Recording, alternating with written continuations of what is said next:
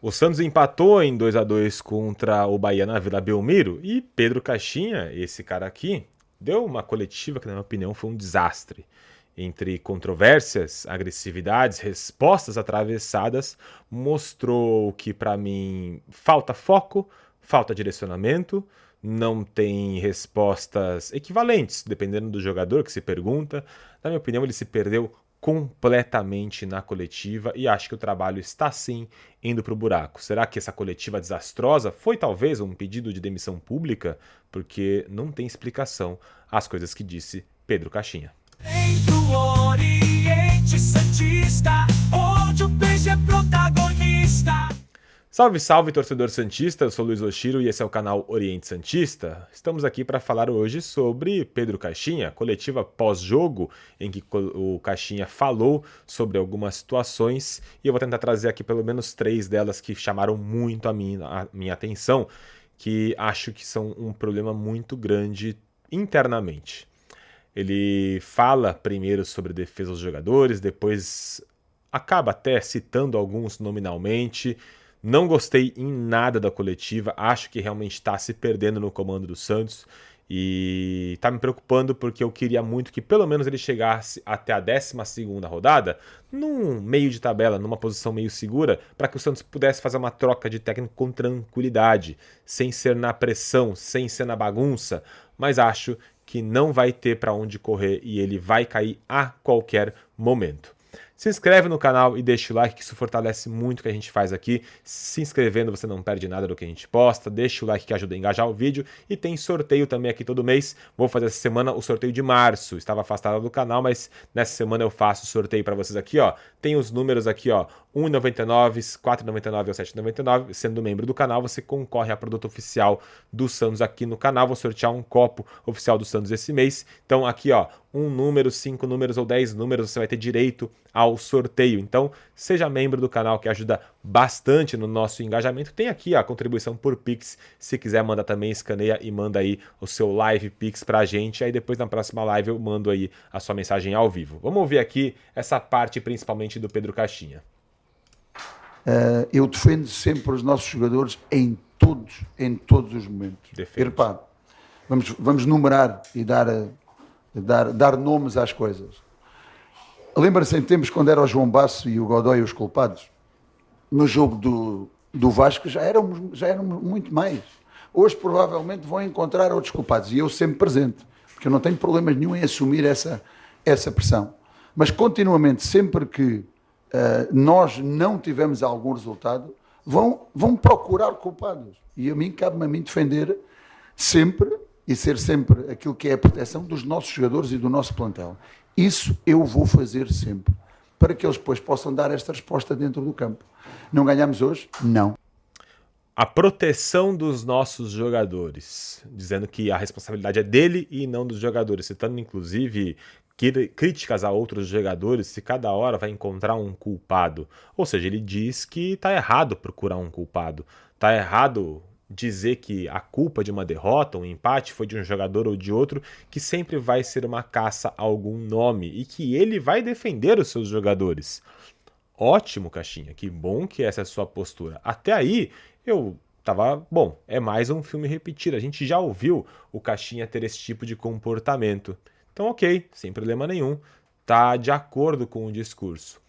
Porém, ao longo da coletiva, eu acho que ele se perdeu completamente nesse personagem, nessa postura, seja o que for, e começou a atingir alguns nomes, começou a retrucar perguntas de alguns jornalistas. Deixa eu trazer aqui rapidinho, deixa eu adiantar, para a gente ver em qual período que é. Este clube, se esse jogador não tem o carinho por algum momento não ter feito um bom jogo, aqui, como a defesa ao Guilherme, de um jogador que foi os torcedores, nunca o fiz e nunca o vou fazer, decidir por aquilo que é a crítica ou por aquilo que são os torcedores. Eu acredito em ti e sei que vais fazer um grande jogo, sei que vais voltar ao teu nível. Estamos a falar da segunda rodada, de um jogador que foi o artilheiro do Paulistão, o jogador que fez provavelmente mais golos nos últimos tempos neste clube. Se esse jogador não tem o carinho por algum momento não ter feito um bom jogo, como vários outros não fizeram no Vasco, e quisemos dar essa oportunidade deles repetirem, Então, não sei, teremos que estar constantemente a trocar a equipa. O Guilherme, e todos eles, mas em particular o Guilherme, que é o que estamos a falar, é um jogador que eu acredito muito. E é um jogador que, para além daquilo que é a capacidade ofensiva que tem, da criação que tem, da capacidade de finalizar, da capacidade de servir, é um jogador que tem uma entrega ao jogo ofensiva e defensiva muito grande. Certo, concordo. Ele se entrega muito, recompõe muito, mas está falhando, está perdendo gols, está errando jogadas, tomando decisão errada. E não é só no jogo contra o Vasco não, Caixinha. Não foi só hoje. Faz um bom tempo que ele está errando muita coisa e acaba no fim, sobrando uma bola, ele vai lá e faz o gol. A gente sabe que ele teve um destaque no começo do Paulista. Quando começou o ano, eu afirmei, Schmidt não tem nível para jogar a Série A. Vai cair de rendimento. Guilherme também é a mesma coisa. Na minha opinião, Guilherme é o novo Lucas Braga e vou continuar afirmando isso. Se entrega muito. É um ótimo banco. Titular não dá. Mas ele está aí, defendendo. Como foi o discurso no início da coletiva? Defender os jogadores, não procurar culpados. Porque foi citado na pergunta sobre a vaia que o Guilherme sofreu. Ótimo, Caixinha, tá de acordo com o seu discurso. Mas será que ele continua assim para outros jogadores? Ou só para medalhões tipo o Guilherme, que são líderes do elenco, titulares, parças do Neymar? Vamos continuar aqui rapidinho, deixa eu só ver qual que é a parte que eu esqueci de marcar. E o Guilherme cria uma informação que parece verdadeira.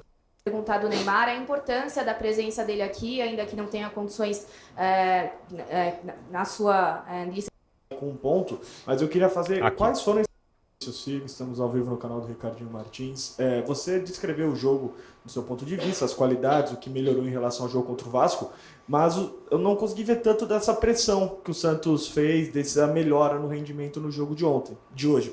A gente sabe que o resultado sai com um ponto, mas eu queria fazer quais foram esses pontos, que você explicasse um pouco mais aonde teve essa evolução da partida em relação contra o Vasco. E queria perguntar também... Antes de continuar, quando o Vinícius Figo fala sobre pressão, a gente sabe que no contexto brasileiro, pressão é pegar a bola e ficar tentando ofensivamente, finalizar no gol, roubar a bola dentro da área. É isso que ele está falando, a pressão de ataque. No futebol, no termo que a gente fala tecnicamente, pressão é o cara tá com a bola, você ir para cima e roubar a bola. Isso é pressão, pressão de marcação. Quando você tem a bola e fica atacando o tempo inteiro, isso na verdade não é pressão. É uma consequente armação de jogada. Você ficar armando jogada, isso não é pressão. É tentar o gol o tempo todo, porque você não está pressionando. Você está, na verdade, com a bola tentando finalizar o mais rápido possível. Pressão é você pegar os seus jogadores e buscar, tentar roubar a bola. Isso, de fato, é uma pressão. Só que a gente sabe como que a nomenclatura, a diferença entre o dialeto que a gente faz no futebol e, de fato, os termos técnicos. Tem diferença, mas assim, dá pra gente entender. Só que, psicologicamente, na hora que você pega um cara experiente como o Caixinha, pega um cara mais novo como o Vinícius Figo, ele se sentiu superior e começou a querer retrucar na parte do termo. E começou a querer atacar o Vinícius Figo, na minha opinião. E isso, pra mim, começou a beirar o ridículo, tá? Da postura do Caixinha. Sobre a facilidade que os adversários estão tendo em chegar à área do Santos, em conseguir agredir o Santos de maneira ofensiva. Muito obrigado. Qual é a pressão que está a referir? Eu vejo que o Santos, na primeira etapa principalmente, não conseguiu apresentar um coletivo. O Santos ele conseguiu, nos primeiros 15, 20 minutos, pelo lado direito ali com o Sherman e o Roleiser, criar algumas jogadas. Mas está a falar de pressão ou está a falar de ataque? Não. Pressão ou ataque? Na nossa, vamos dizer assim, na nossa conversa entre brasileiros, atacar o tempo todo é pressão, né? E isso é uma pressão. Mas o que ele está querendo dizer é o quê? Pressão de roubar a bola ou ataque? No contexto geral do jogo. O Santos também não conseguiu subir a linha para marcar. Mas espera lá, não confundamos as pessoas. Pressão é um momento em que a equipa não tem a bola e está a atacar a bola. Pressão não é quando a equipa tem a bola. Percebe? Então, quando o Santos esteve sem a bola, o Santos secou suas linhas também. E quando a Voz do Sul tomou o gol no contra-ataque. Pronto, vamos analisar as coisas com calma para que as pessoas fiquem um bocadinho mais clarificadas. Sim. Eu não analisei nem comparei o jogo deste com o anterior. Apenas falei em termos de comportamentos e atitude, que foi um Santos totalmente diferente neste jogo do que foi no jogo passado. O Bahia tem uma dinâmica muito interessante de se posicionar em termos de ataque. E esse posicionamento faz com que crie um quadrado no meio e que essa construção seja a 3+2 e com um dos laterais a fazer a construção a 3, projetando o outro, seja pela direita, seja pela esquerda. Hoje foi pela esquerda que jogou o Gilberto nessa construção. O Caio é aquele jogador que normalmente faz a divisão toda do jogo, juntando muitas peças por dentro. Hoje foi o Eric, depois o Nestor andou ali mais no espaço entre linhas atrás do Bom Tempo, e aquilo que nós tínhamos trabalhado era para estes dois tipos de situações. Em termos de pressão, concordo consigo totalmente quando nós não defendemos o espaço por dentro. O Rolaiser estava muitas vezes aberto, às vezes o próprio Guilherme também estava um pouco aberto e não conseguíamos fechar o espaço central. E aí é que o adversário conseguiu entrar e eliminar-nos algumas vezes, porque a referência que nós tínhamos de pressão era essa. Mas conseguimos também, algumas vezes, roubar a bola nessa zona e outras bem mais baixo, onde conseguimos sempre concentrar e evitar que eles fizessem a transição para a frente. Como é que eles eliminaram a pressão? Aí ele me pergunta, como eles eliminaram a pressão? Eu tenho falado no De Olho no Peixe o seguinte, que o Caixinha, para mim, ele é um comentarista. Porque o treinador, ele analisa como a gente faz, mas ele também coloca soluções em prática. Ele está só comentando e dizendo que ele está conseguindo ler o jogo. Mas cadê a solução, Caixinha? Você pode até ler de forma correta o jogo, mas e a solução que você vai apresentar? Ele vai falar sobre como o Bahia saiu da pressão. Pô, se ele sabe como saiu da pressão, o que ele fez para eliminar a possibilidade do Bahia sair da pressão? Dá mais espaço no meio de campo, Caixinha? A maior parte das vezes. Sabe como foi? Então você esteve no jogo, está a falar em pressão, sabe como foi. Olha lá, aí ele joga pro Vinícius. Já que você viu o jogo, tá falando de pressão, tentando questionar a credibilidade da pergunta do Figo. Tá se perdendo, Caixinha. Então diga-me lá como é que foi. Foi a saída longa. Saída longa e segunda bola. Foi Saída longa e segunda bola. Chutão pra frente. O William José puxa a marcação do zagueiro, que só tinha um, porque o Gil tava lá na frente, porque isso foi treinado, porque repetidas vezes aconteceu durante o jogo. O Bahia entendeu que dava pra fazer isso, fez, saiu o gol. E em que momento ele consertou isso? Em momento nenhum. Viu que deu errado? Conserta. Ao invés de querer chegar na coletiva e querer bater de frente com o jornalista, Caixinha. Tá agressivinho, porque você errou. E não solucionou. Segue. Depois teve a situação com o Frederico também. Vamos lá. Vamos ver se é aqui. Mexeu totalmente no jogo. E eu queria que o Gui, por exemplo, sentimentos. Soteldo, o que você acha dele? O Soteldo é titular do seu time? Trabalhar junto com os outros. Tem informação de romper linhas. Hoje, Frederico pergunta sobre o Soteldo. Vamos lá. ele começou no banco. Pelo que a gente tem de informação, fisicamente ele estava no mesmo nível que os outros, né? Começou a trabalhar junto com os outros. Por que a tua decisão de tirar o Soteldo, de manter ele no banco? E se você está satisfeito com a sua velocidade de transição ofensiva? Eu já falei, já disse ao seu colega o porquê da escolha do 11, não quero que eu repita em relação a isso. Não, eu queria que você falasse especificamente do Soteldo. O que você acha dele? O Soteldo é titular do seu time? Por que ele hoje começou no banco? A pergunta é bem clara, tá, Caixinha? Bem clara. Você manteve os seus 11, você já comentou isso, mas assim, Soteldo, qual a sua opinião? Ele é titular, ele não é, ele merece entrar, ele tá brigando por uma posição, ele é um cara diferente, ele vai jogar pela esquerda, pela direita. Qual a sua opinião específica sobre o Soteldo? Aí vem essa resposta. Mas quem é que disse que o Soteldo é titular da nossa equipa? O Soteldo é um jogador muito importante na nossa equipa, mas nesta equipa não pode haver esses sentimentos de que este é titular, que este é do G1, que este é do G2.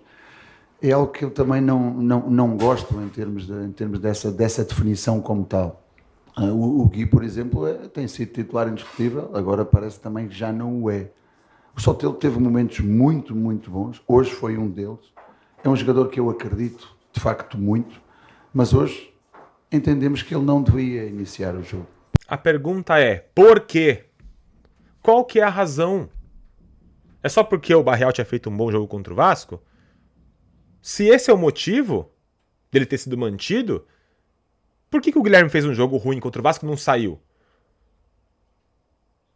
Não tem coerência uma coisa com a outra. Não tem coerência.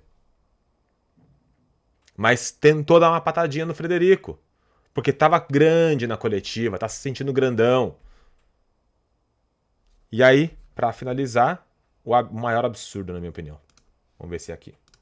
Nesse momento, precisamente porque aconteceu quase de uma forma consecutiva, tivemos a analisar e a tentar melhorar em termos da nossa ligação e da forma como saímos daquela junta.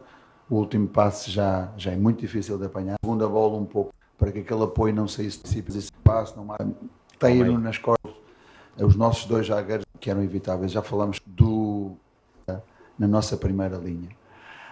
Os golos na nossa primeira, todos eles acho que eram evitáveis, já falamos sobre isso. É uma muito boa transição da referência para que aquele apoio não saísse tão princípio do terceiro homem. Podemos estar só um pouco mais próximo da referência na forma como fazem o princípio do terceiro homem. Podemos estar só um pouco mais próximo da referência para que aquele apoio não saísse tão fácil e a segunda bola um pouco mais junta.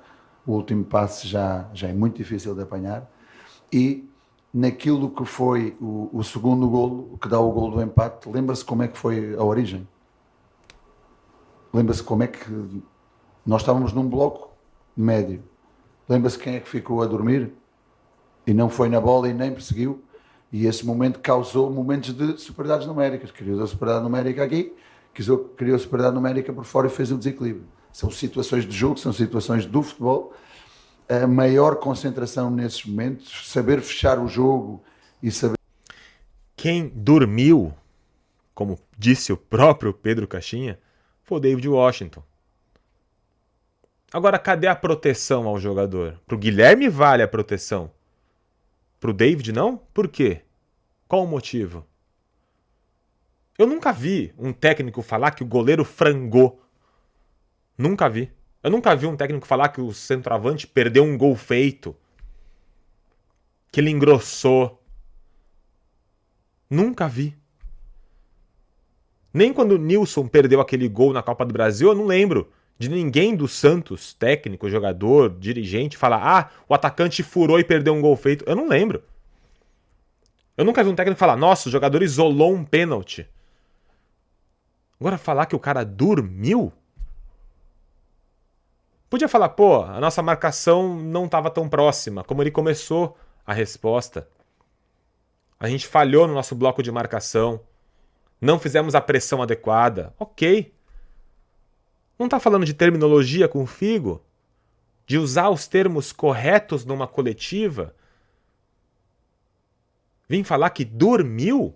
Porque era o David, né? Você ia falar que o jogador dormiu se fosse o Neymar? Ia falar que o jogador dormiu se fosse o Guilherme? Se fosse o Tiquinho? Ia falar que o cara dormiu se fosse um medalhão? Um líder do elenco? O David Washington, que é novo, pode, né? Vou te falar, Caixinha, tá se perdendo. E se perdendo muito. Um desastre sua coletiva, um desastre suas respostas e um desastre a sua postura. Se isso foi um pedido de conta público, que você caia o mais rápido possível, porque para mim você já perdeu a mão. Eu queria muito que chegasse até a 12ª rodada para fazer uma troca adequada, profissional, mas não vai acontecer, infelizmente. Para mim, a era Caixinha acabou no Santos. Qual que é a sua opinião? Deixa aqui nos comentários, deixa o like e se inscreve aqui no canal. Um abraço, até o próximo vídeo. Tchau, tchau.